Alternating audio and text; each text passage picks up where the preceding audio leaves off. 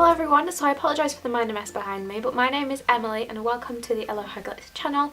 I'm from the channel Al0haMaquillage. If you haven't already seen my face, then yeah, that's where I'm from. I am one of the newest promoters for Al0haGlitz and I'm so excited because so far everything that I've tried I have loved.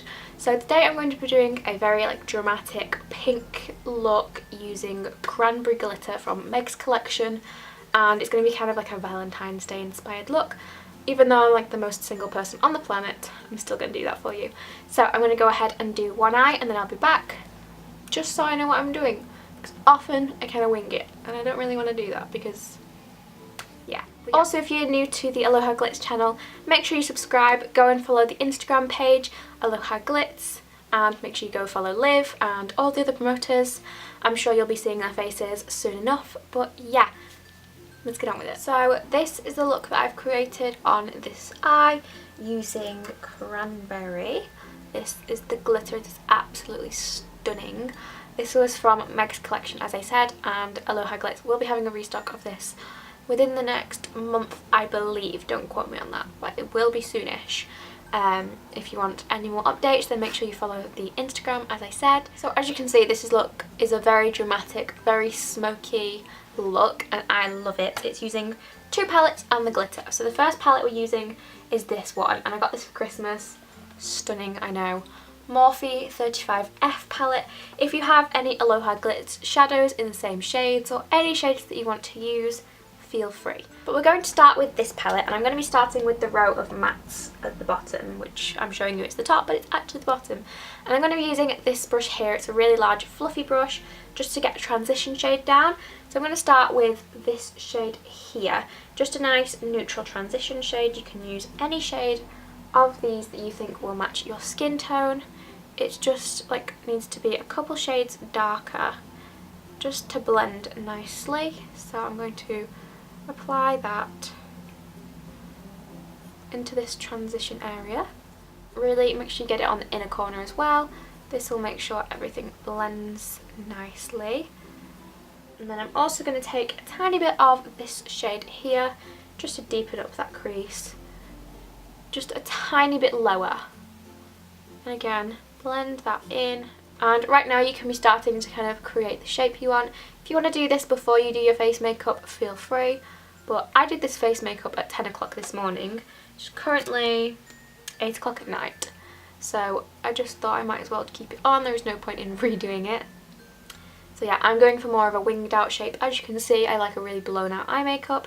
So I'm kind of starting to create that shape right now. Okay, so for this kind of pink hue we've got going on the eyes, I'm going to go in with this palette. Now it's actually a blush palette, but I love to use it for eyeshadow. This is Pink Sprint Blush by 3 by Sleek Cosmetics. And we're going to be using this shade here. It's more of like a cranberry kind of pink colour. So I'm going to take that on the exact same brush, just a bit, tap off the excess, and I'm just going to go right in over that transition shade.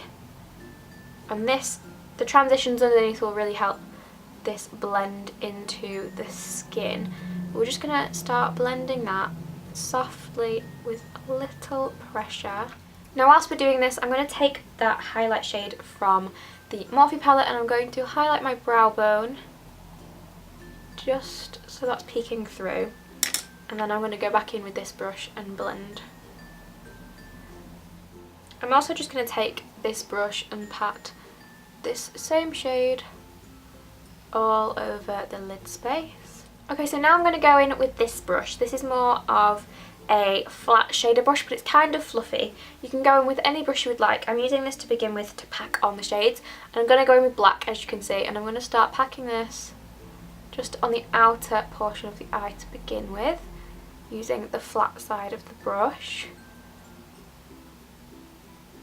Starting with a little product and working your way up is definitely the best way to work with blacks because it gives you a nice soft gradient, and it's always difficult to work with blacks, so you don't want to apply too much to begin with. I'm then going to flip my brush so it's on its side like that. I'm going to start really light-handedly going into the crease, and then I'm going to flip it back this way just to go through the inner part of the crease because you don't want too much colour there. And then going back to the blending brush, and I'm just going to blend over the edges of that. I'm then just going to take a smaller brush and I'm going to take the brown shade we used as our transition, and I'm just going to use that between the red, or the pink, and the black, just to blend that a bit more. I find reds and blacks are really difficult colours to work with, so when you're using them together especially, you really need to take your time, make sure it's all blended, and you will come out with a nice look overall. I'm then going to go in with a Real Techniques shading brush, and again I'm going back into this palette. I'm going to use this shimmery red shade here, and I'm going to use this as a base for the Cranberry shade, just so it's already shimmery underneath. So personally, whenever I use glitters, I really like to use a glitter glue just to make sure everything sticks to the eyes. You can use any kind of adhesive that you like to use to apply your glitters. This is the Paint Glow Glitter Fix Gel. This is just one I have. I got it from my friend for Christmas, and this just happens to be the one that I like to use. Works really well. I don't think it's too expensive. So I've just applied a tiny bit on the blob on the back of my hand, and I'm going to take it on a brush, pack it over where we just put that cranberry colour. Then I'm going to go in with the star of the show, and this is Cranberry from Meg's collection from Al0haGlitz. As you can see, it's beautiful. I've already done tutorials on my own Instagram and my own YouTube using this shade, and I just thought this was perfect for Valentine's Day. So I'm just going to take this on a small shader brush, just a really flat small brush so I can be really precise, and start packing the glitter on.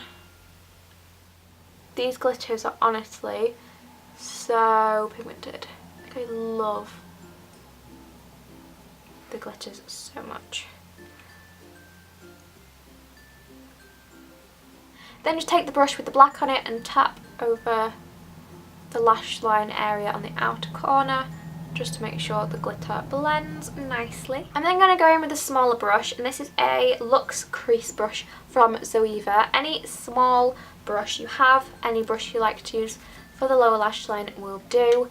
And I'm going to go back in with this shade here that we used in the crease, and I'm just going to run this along my lower lash line. And I like a really smoky lower lash line, so I'm really going to like smoke this out. But if you don't want it that dramatic, then obviously you can tone it down a bit. So I'm just about to apply my other lash, and then I will be back to show you the finished look. So whilst I'm waiting for the glue on my actual lashes, like on my false eyelashes to dry, I know a lot of people struggle to get the lashes onto the eyes in the right place.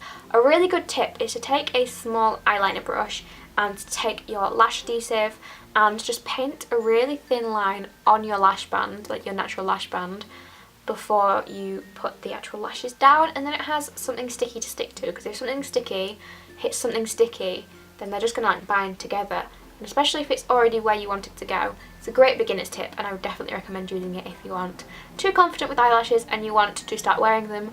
And yeah, that's just my tip.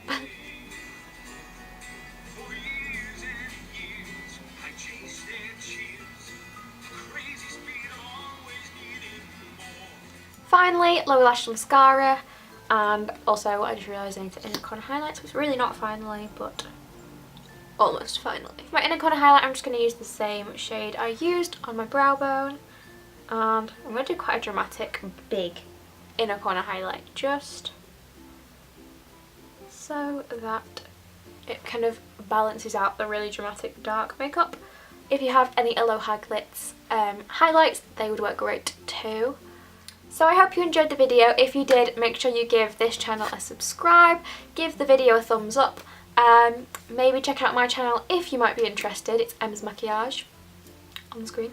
And yeah, I will see you all in my next video. Also make sure you follow Al0haGlitz on Instagram if you want any updates. That is the place to be for, you know, restocks and stuff. So yeah,